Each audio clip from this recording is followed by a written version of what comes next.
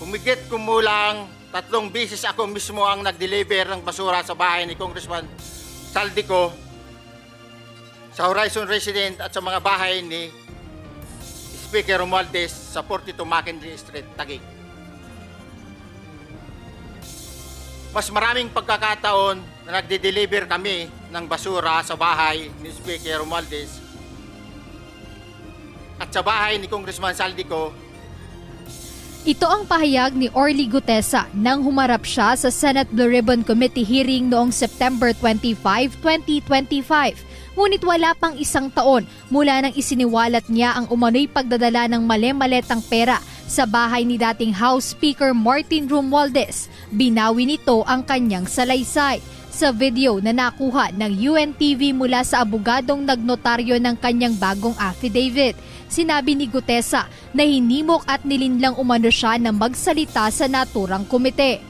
Ginawa ko ang salaysay na ito upang ilahad ang tunay na pangyayari kung paano ako nahimok at nalinlang na magsalita sa Senate Blue Ribbon Committee noong September 24, 2025 sa ginawa nilang investigasyon patungkol sa flood control issue.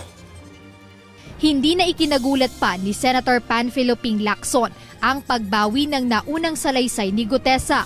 Ayon sa senador, inaasahan na niyang gagawin ito ng dating security consultant ni dating Representative Zaldico. Hindi na rin aniya niya ipinagtaka ang recantation ng dating Marine Sergeant matapos ding bumaliktad ang ilan sa mga tinawag niyang Maleta Boys.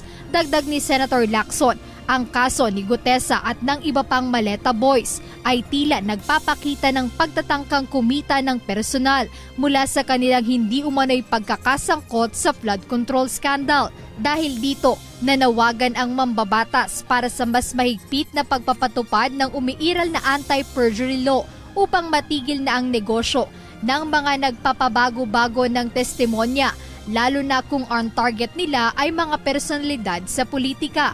Aniya, bagamat itinaas na ang parusa sa krimen ng perjury sa pamamagitan ng pagsasabatas ng Republic Act 11594, kulang pa rin ito sa implementasyon.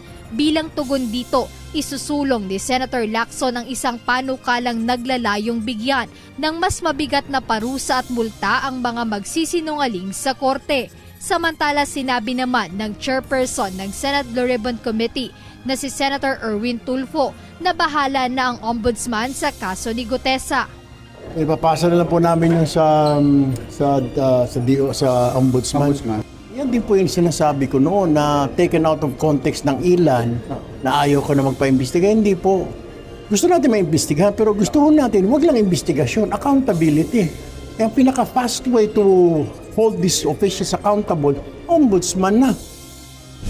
Nauna nang ipinaubaya ni Senator Tulfo sa ombudsman ang lahat ng investigasyon na may kinalaman sa flood control scandal upang makatutok na ang kanilang komite sa iba pang mahalagang issue. Jed Neresina, UNTV News and Rescue. Diyos ang aming sandigan, serbisyo publiko ang aming pinahahalagahan.